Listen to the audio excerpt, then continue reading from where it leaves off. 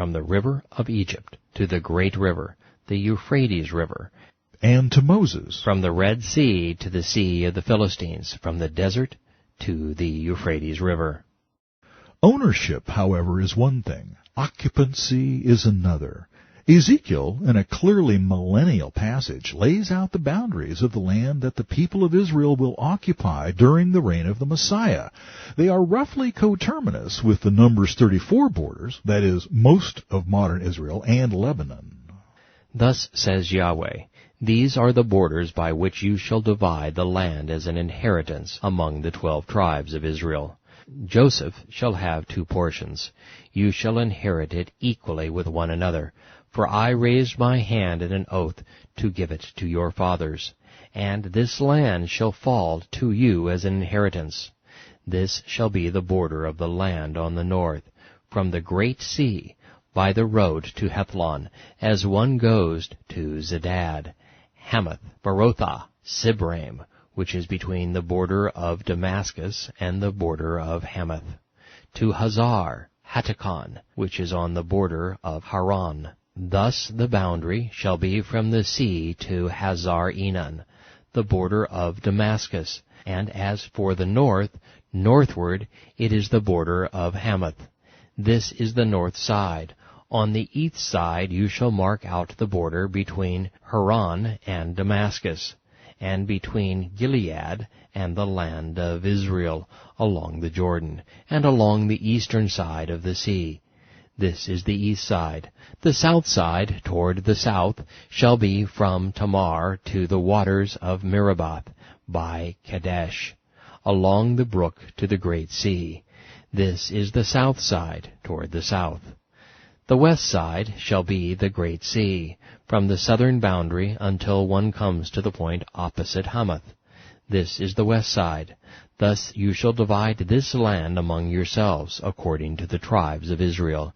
It shall be that you will divide it by lot as an inheritance for yourselves, for the strangers who dwell among you, and who bear children among you.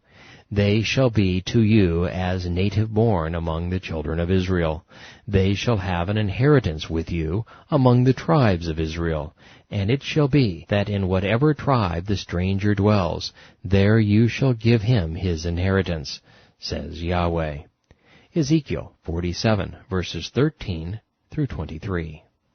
Each tribe will be given an equal amount of territory, a strip of land extending all the way from the Mediterranean Sea to the eastern border of the land, the Jordan River, except in the far north, with a separate territory set aside for the Messiah, the Prince, and the Levites who are tasked with the temple service. I'll get into the details when we discuss the millennial reign of Christ. For now, suffice it to say that Israel has never been divided up this way, nor has it occupied precisely these borders before. The prophecy has yet to be fulfilled.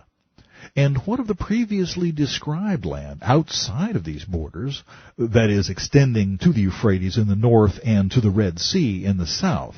Will this territory belong to Israel? And if so, how will these lands be utilized?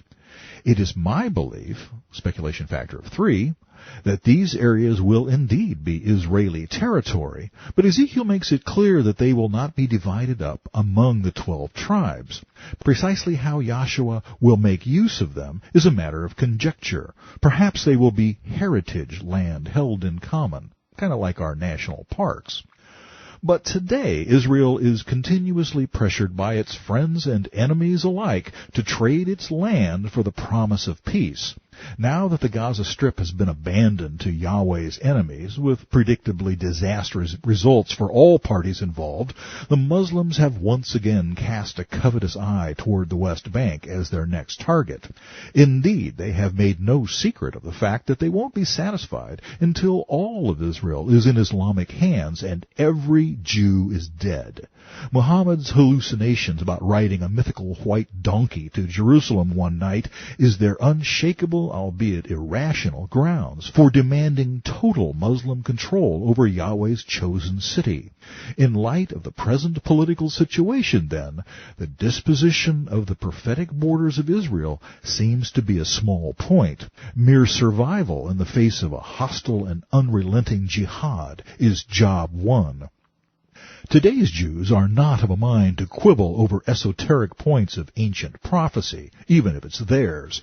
But there will come a time in the not-so-distant future when the presence of Yahweh will again be real to them, as real as it was in the days of Moses, and the returning king will survey his domain anew.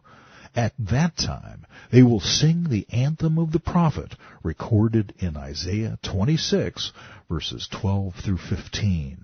Yahweh, you will establish peace for us, for you have also done all our works in us.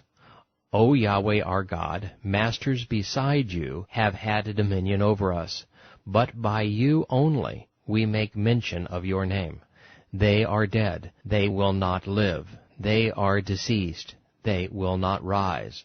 Therefore you have punished and destroyed them, and made all their memory to perish. You have increased the nation, O Yahweh. You have increased the nation. You are glorified. You have expanded all the borders of the land.